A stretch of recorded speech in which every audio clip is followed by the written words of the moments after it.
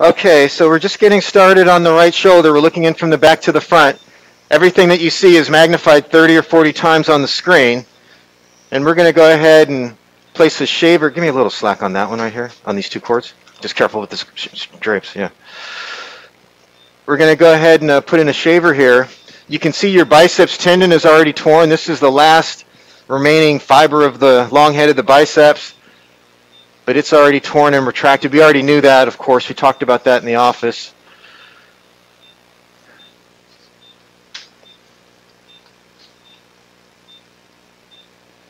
Really not much to do with the superior labrum. As you look down the anterior aspect of the joint, there's the anterior band of the inferior glenohumeral ligament. It's a little wisp of the middle glenohumeral ligament right here. And not much to do there. You've got a little bit of degenerative change, which again we expected to find based on your x-rays and scan. You can see the cartilage here is a little bit soft and a little bit loose. I don't want to remove anything that I don't have to. Pretty much anything that comes to the shaver with just gentle suction probably merits being debrided here. How's this pressure doing for you? Okay, great. So that's pretty much all I want to do there. As we look towards the back of the shoulder, here's the posterior inferior aspect of the shoulder. This looks fine.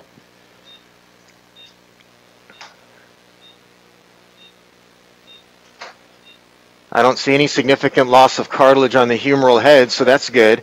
And then now finally we'll look up here and look at this massive cuff tear. This is the edge of the rotator cuff. You can see this is the hole right here. We know that this extends not only through the supraspinatus part of the rotator cuff, but also the tendon posterior to that, the infraspinatus.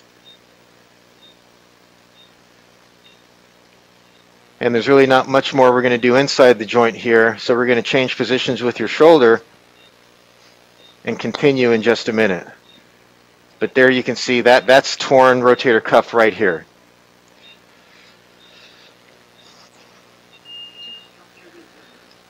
Okay, I just want to show you where we're at here.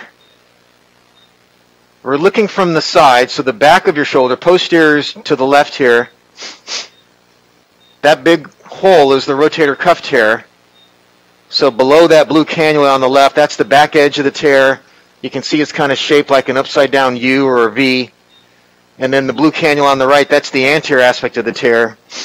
One of the things that goes along with these tears very often is this big spur. You've got this starting from the back of your shoulder. This looks pretty flat. This is a bone called the acromion. It's basically the roof of the shoulder.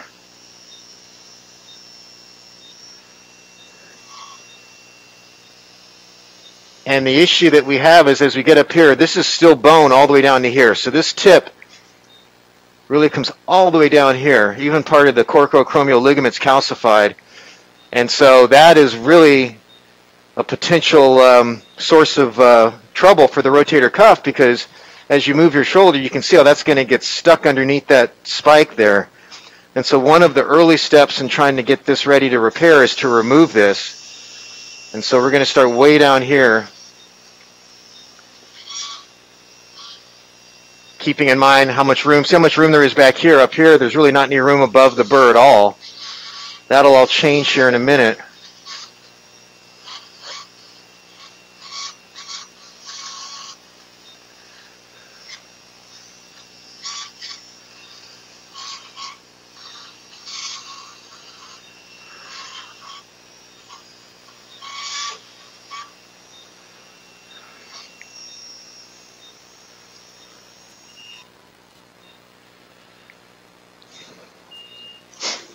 Okay, so I want to show you what we've done with our burr. If you look here to the right, now we've got lots of room. Remember, we couldn't even move this blue cannula before, but now we've got lots of motion there.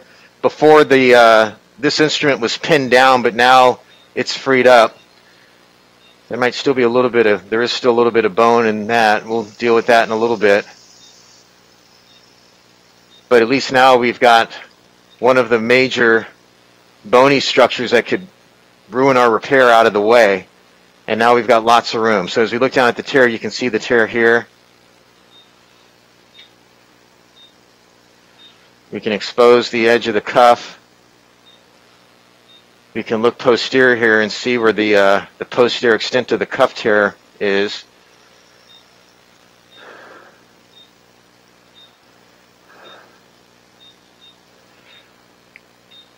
And that looks pretty good. So we're going to work a little bit over here, and then we'll get to work on fixing this. We'll show you some more in just a minute. Okay, so now we're looking at this tear.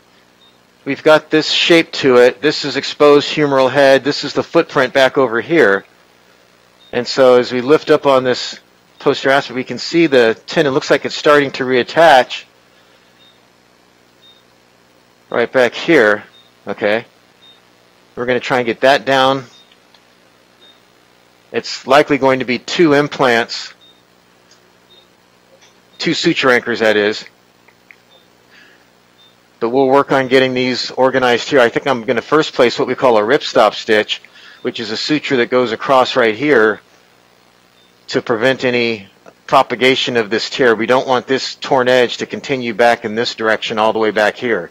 So we're going to place a side-to-side stitch, almost like a zipper, right there.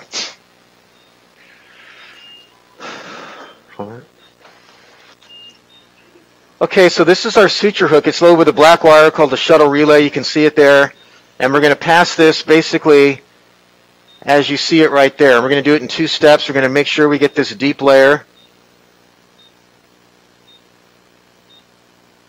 So there underneath we can make sure we've got the deep layer. We're going to push through just like that. And like I said, we're going to do this in 2 steps. So that's the first step.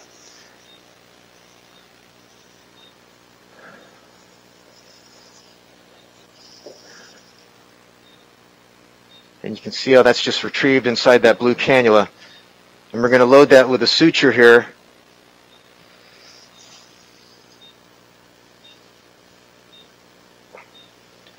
And pull back. I'll need a mosquito in a minute. So there's 1/2 of the stitch. Crochet hook. And the mosquito also. So we'll retrieve this back this way now.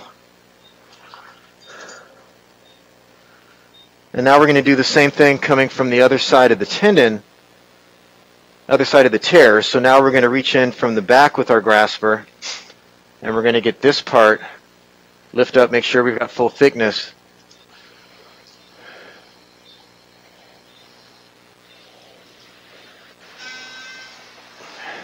Here's our suture hook coming in from the front.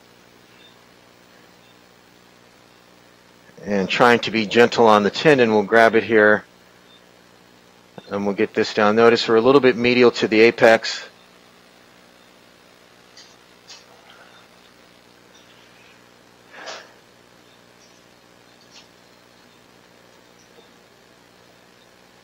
And we'll go ahead and feed that through and show you some more in just a minute. We've got to get the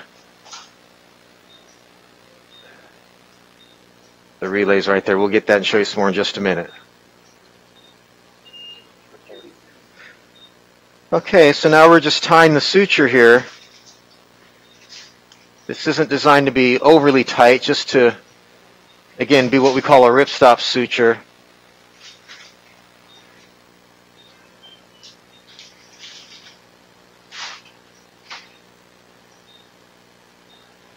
That's pretty good there. We'll go ahead and complete the knot and show you when we're done. Pause. Okay, so we're just measuring the tear now. The longer space lines, so those are 1 centimeter apart. So that's 1 centimeter, 2. So if I place this one at the edge, and we have to recognize, of course, that the tuberosity is curved, and also the tear is actually a little bit more posterior. See, the tear really starts right about here. So if we measure from there, that's going to give us, there's 2 centimeters, 3 centimeters. We're going to call this a 4 centimeter tear, which is exactly what we measured on the MRI scan, so that confirms it. We're going to start with our implant and our suture anchor placement now. We'll take a spinal needle next.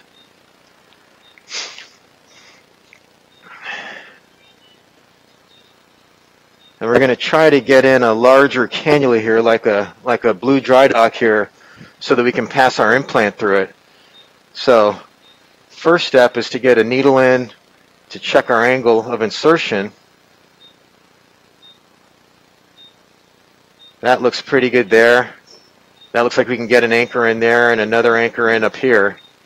We want these anchors to be somewhere along this ridge line right along here, about 5 or 6 millimeters lateral to the articular margin, which is right there. So if we get one down here, we get another one down a little bit more interior, I think that'll work for us. We'll get to work here and show you some more in a minute. On the camera. Okay, so we're having a look now. We've just placed one anchor down. You can see our placement here. And this particular anchor has these suture ribbons, which give us a little better fixation. Getting a little bit of bleeding from the hole in the bone that we made just to put in the anchor, but that'll stop. Fixation is very solid. I can pull on the humeral head there. And now we're going to start organizing these sutures and decide which ones we're going to work with first. Just want to give you a picture of how we're arranging our sutures today on the implant. You can see we've got 3 sutures coming through. There's just one anchor, but we've got 3 sutures coming through from that first anchor. We're actually going to probably end up putting in a second anchor a little bit more anterior, but we'll decide that a little bit later. But right now, our next job is to go ahead and pass this black and white suture underneath, basically along the line of that instrument. So we're going to capture the posterior aspect of this tear and anchor down the Rotium implant at the same time. Okay, so there's the first suture passed. It's coming out back here. You can just see it there.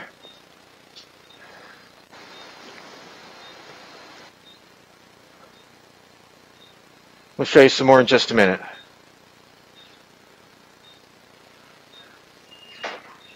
Okay, just wanted to show you the first picture here of the posterior suture. You can see we've created a little bit of a mattress in the implant. And this is going to secure this posterior aspect just like that. See how that comes down to the bone? That looks really good. We're going to take an instrument that helps us tie knots and get this tied and show you some more in a minute. Okay, hold the camera there. Let me see the... Okay, so we've tied the first one. There's the cut edge right there. And that's done a nice job in holding down this posterior aspect of the tear. We've still got this to deal with here. I'm really tempted to do a side-to-side suture here. Let me see what kind of flexibility we have. And what I mean by that is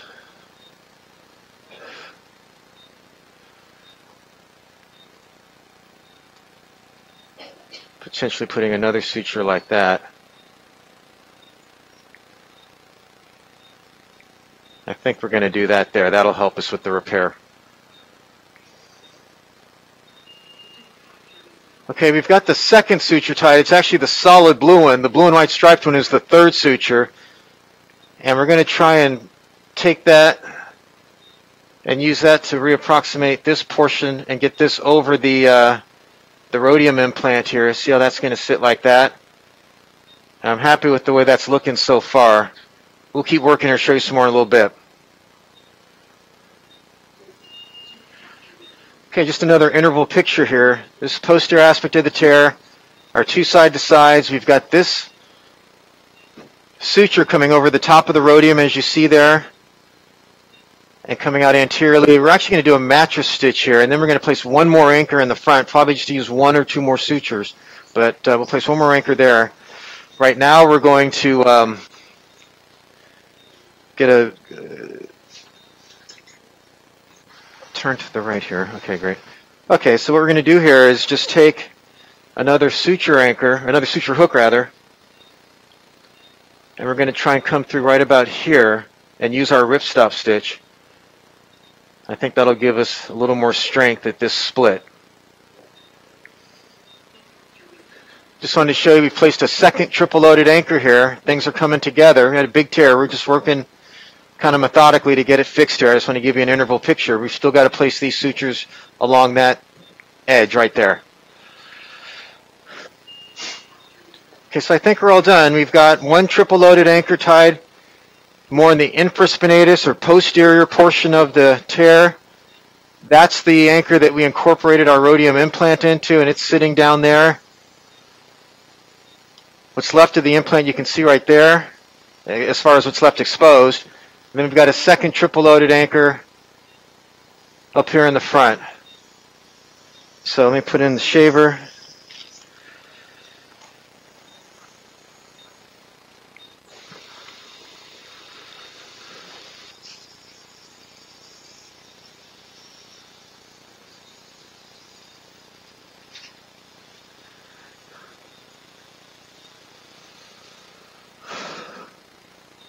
And now we're getting a pretty good look at that.